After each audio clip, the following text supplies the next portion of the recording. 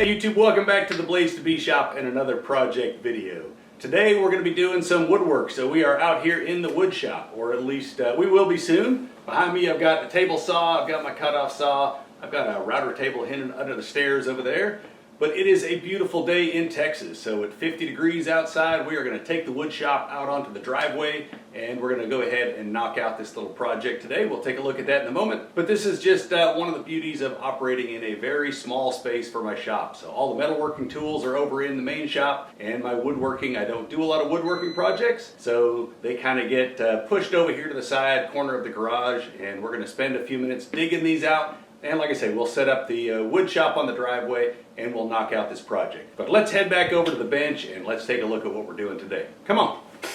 Well, if you saw last week's video, we were making all these pallets and pallet toppers for this Pierson Pro Pallet system. And right now, these are all taking up room on my bench. With my limited space in here, I can't have this. So I need to come up with a better way to store these. They're fairly precision, repeatable pallets, so I want to make sure I take care of them. So I've got a drawer in the bottom of my toolbox that these will all fit. So we're going to make a nice wooden stand, and we'll be able to stack all these on edge and line these all up in a nice little wooden rack and fit them in the bottom drawer of this toolbox. Let's take a look at that.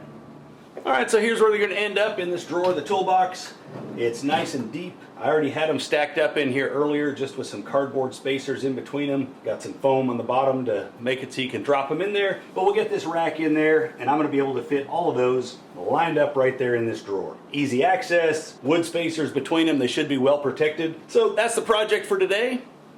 For those of you who subscribe to the channel, I hope you enjoy this video even though it's not metalwork, but still some good fun in the shop and for a good metalwork cause.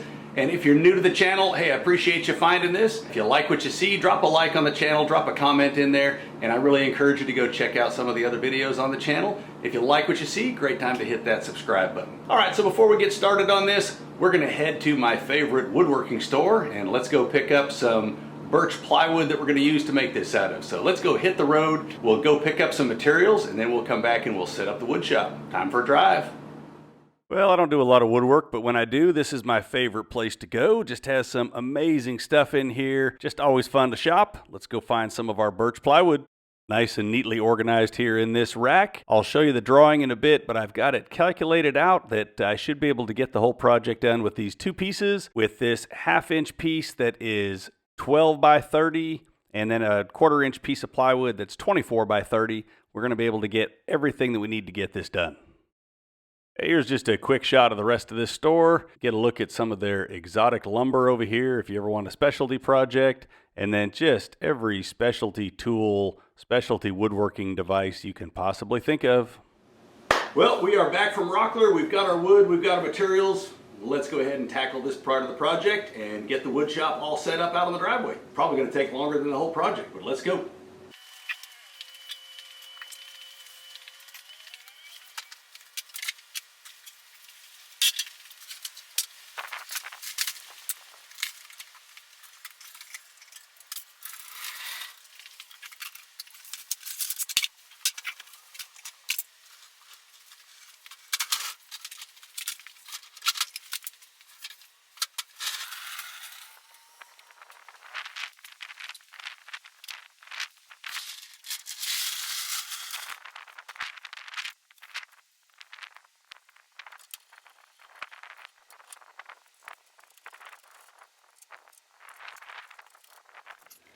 All right, well, let's come back out of the wind and talk about this for a little bit before we get out there and start making some sawdust. No fusion diagram today, pretty simple drawing. We're just gonna make a square box out of that 1/2 inch birch plywood that we purchased. So it's gonna be 1/2 inch all the way around the outside. And then I'm gonna put 1/4 inch slats all the way across. We're gonna go a little over 1.5 inches to hold the larger pallets. And then down at this end, we're gonna do some just over 1/2 inch slots to put in the 1/2 inch pallets. So I did all the math and hopefully I calculated this out right, and we're going to have enough space in that drawer. The drawer maximum is 19 3/4, so I figure this should come out somewhere about between 16.5 and 17 inches. I'm going to work my way over on the boards, cutting the slots and the spaces just to make sure I don't run out of room. You know, by the time we set the dado head for exactly what space we need for that 1/4 inch, and you know, I'll probably just put a shim. I'm going to put one of these pallets up against the fence and a shim to get that same movement of the table every time to cut the grooves. So we'll just get down to the end, and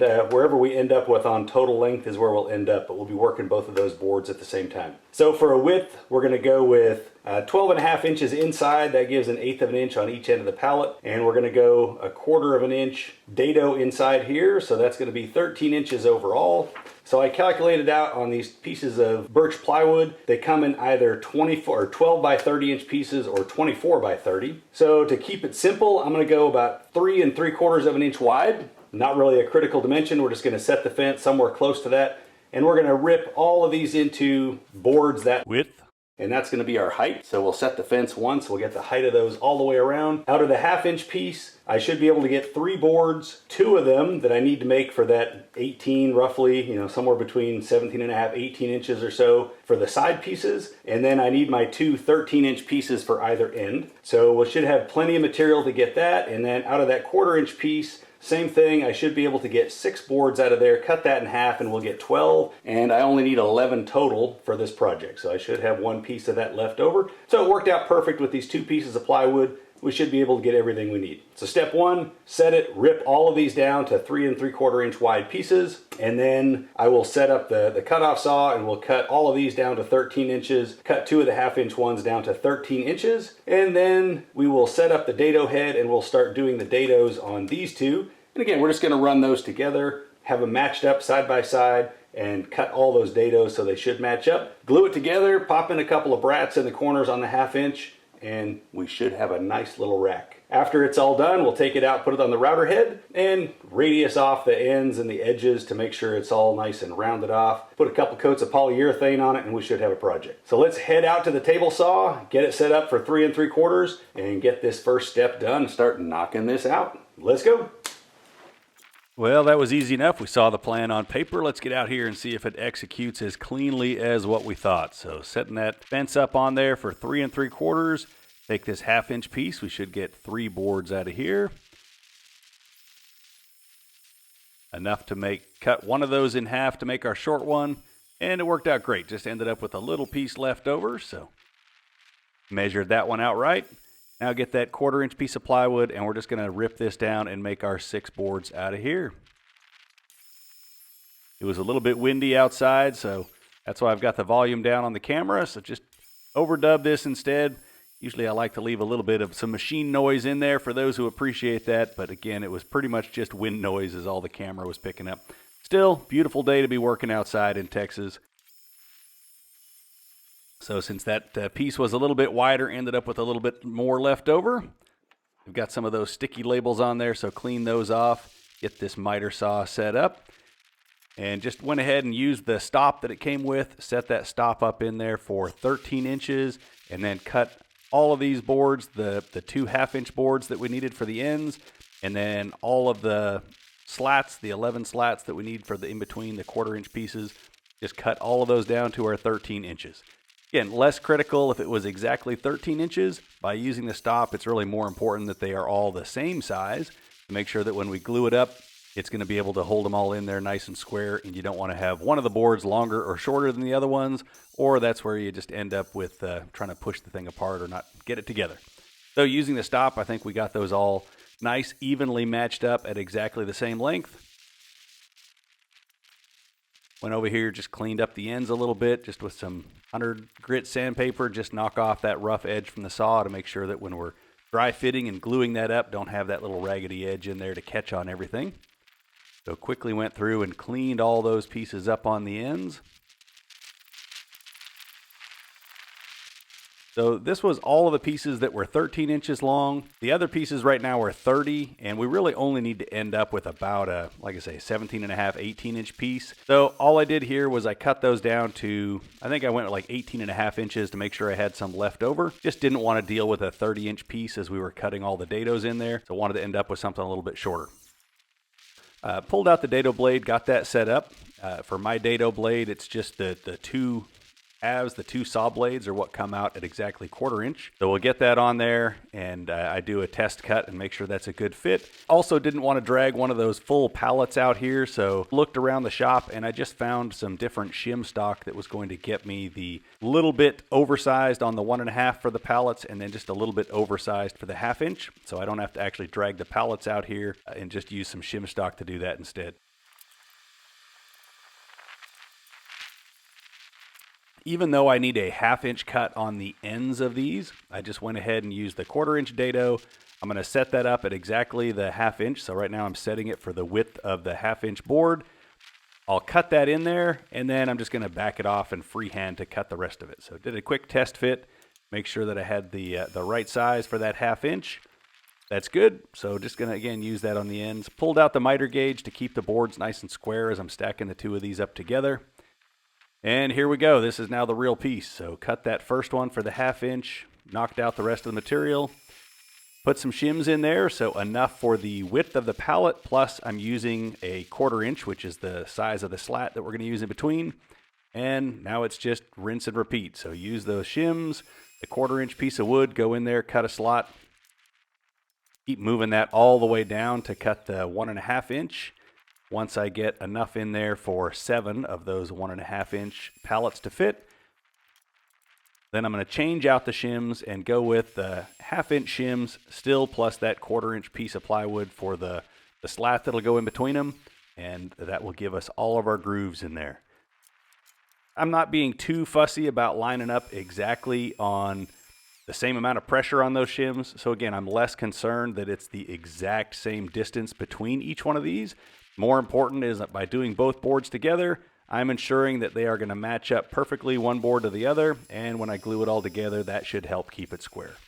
So I'm sure some of these slots, especially this part on my table or on my fence right here, where it goes from the cast iron down to that metal lip, it doesn't like to lock in at exactly the right place. So that one groove may be slightly wider than the other ones, but it's going to be the same width on both boards. Going to glue up together just nice. It was a lot easier to manage those small pieces of shim stock instead of trying to drag a whole pallet out here to put up against the fence and move it around every time.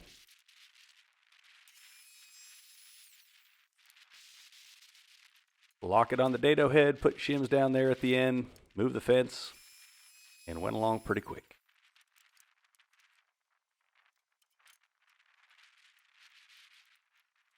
Trying to keep count of how many spaces I've got in there. So again, I didn't cut the board down to exact length. All right, there we go for the last one. So cutting that last 1/2 inch piece, and you can see I left enough extra on there. So now I'm just going to use a piece of 1/2 inch board, line up where I need to with the miter saw, and cut that off to length. I never did go back and measure the exact length, but it is definitely short enough that it will fit in the drawer, and that was really what we were going for. That's pretty much a wrap. Bring the pieces inside, time to get to work.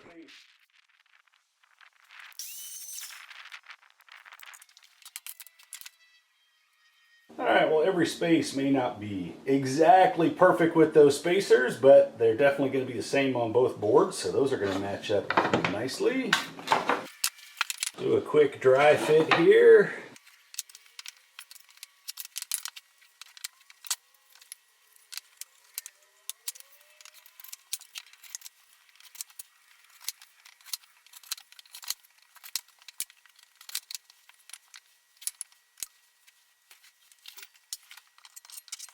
No problemo.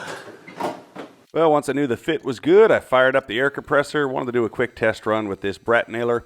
Don't use this air nailer very often. Wanted to make sure I had good alignment and good depth on those going in on the corners. We'll get some paper down to catch the glue, and I think we are ready to get this thing glued together.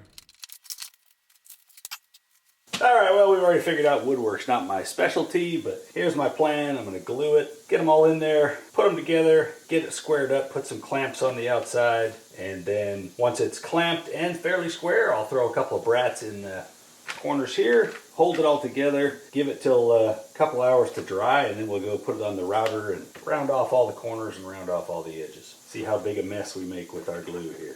I always keep some of this paper around from when items get shipped in.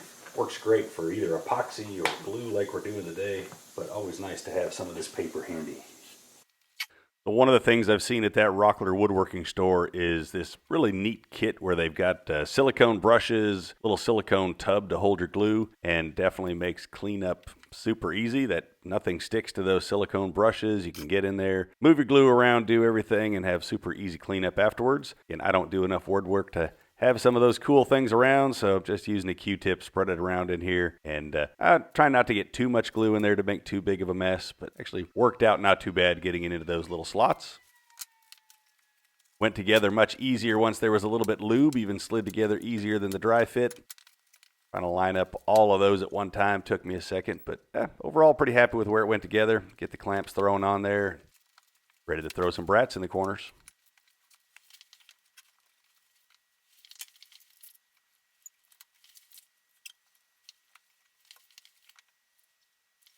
Sure, there's a more effective way to square this up, but just putting the square on a couple of corners and just pulling it around a little bit seemed to work pretty well. Not a critical piece by any means for me, so definitely got it square enough for what I need to get it in the drawer.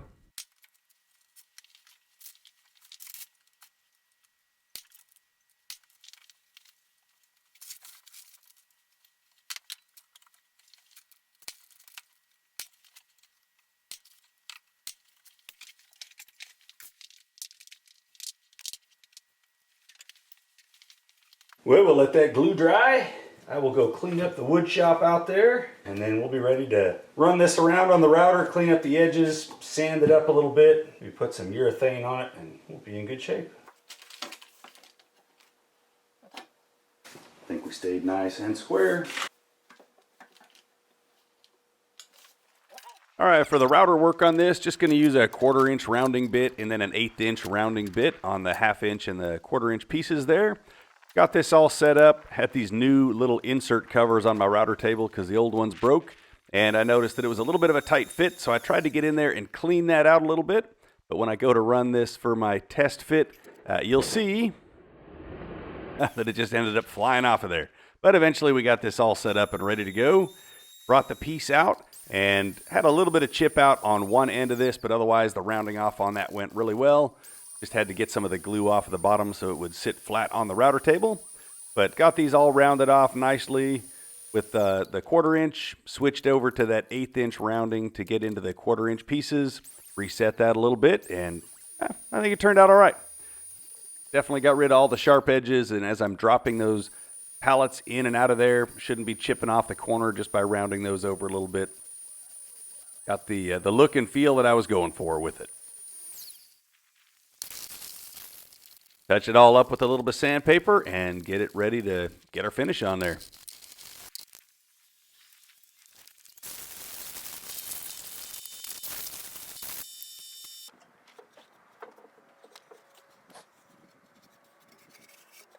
Well, we get a couple coats of urethane on that, and I would say we're in business. Well, I've got this all-in-one Varathane wood stain American walnut. Can't really remember what that color looks like, but it doesn't really matter. This is just going to sit in a drawer. Want to give it a little bit of protection. It looks like it's going to be pretty dark. It's all right.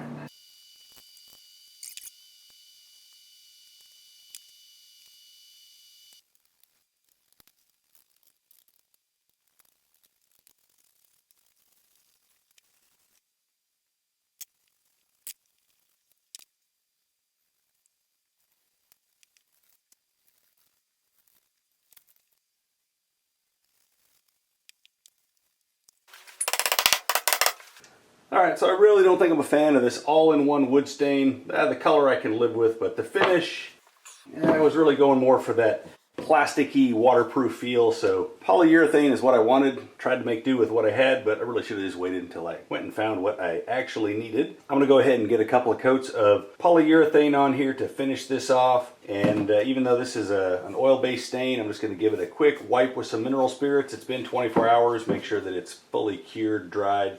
And from what I read, should be no problem to put this water-based polyurethane over top of that. So let me clean up the mess a little bit here, give this a little wipe, and we'll get a coat of polyurethane on here.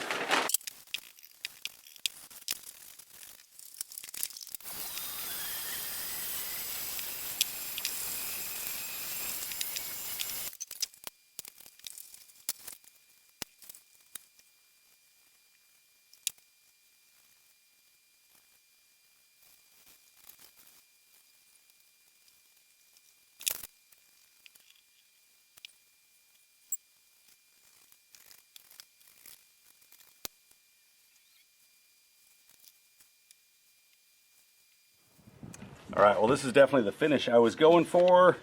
Much more that plasticky, waterproof feeling finish. So I'm gonna get a couple more coats on. It's nice and sunny outside, so we'll work out here today to get this knocked out.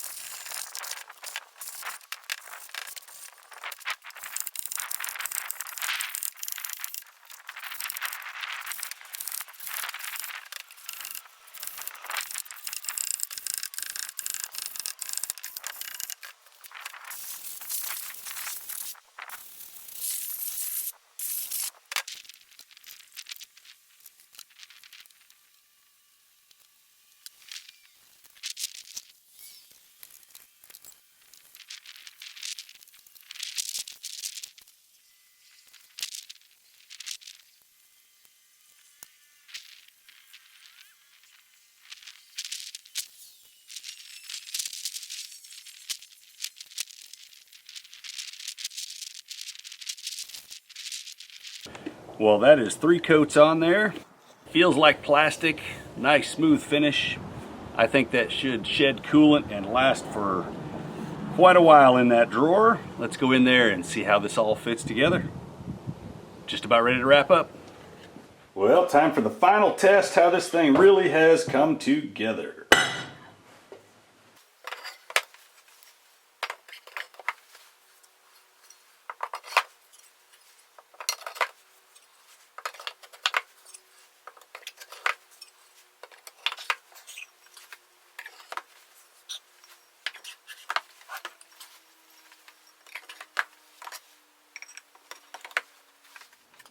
I think that looks all right.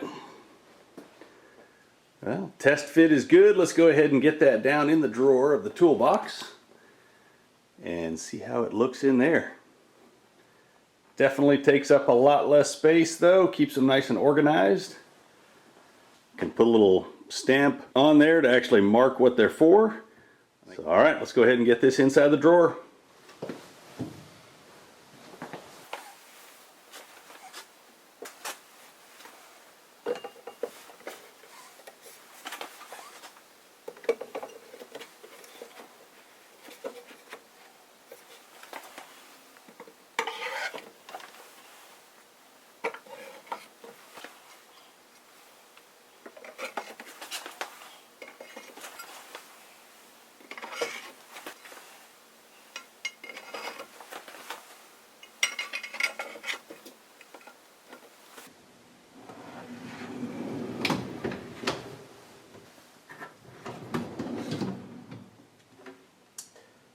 That is going to work awesome. All right, let's go ahead and wrap this one up. Well, YouTube, that's a wrap on another video here in the BladesIIB shop. We got to play in the wood shop a little bit outside, make a nice little rack for these Pierson Workholding Pallets to go with that Pro Pallet system. So I hope you enjoyed it. Hope you enjoyed seeing a little bit of woodwork here in the metal shop. If you're new to the channel, typically the videos are on machining, welding, knife making, just anything else going on here in the BladesIIB shop, but typically more metalwork than woodwork. I encourage you to check out the channel, see if you like it. Great time to hit that subscribe button. For those of you returning to watch these, hey, always a shout out to my subscribers and supporting the channel. If you like what you see, drop a like, drop a comment on there, and I'd sure do appreciate the support as we continue to grow this BladesIIB channel in 2022. As always, until next time, I hope you're out in your own shop working on some projects of your own, making some chips of your own. I'll be here in the BladesIIB shop working on something else and trying to get that next video out for you. Until then, y'all take care.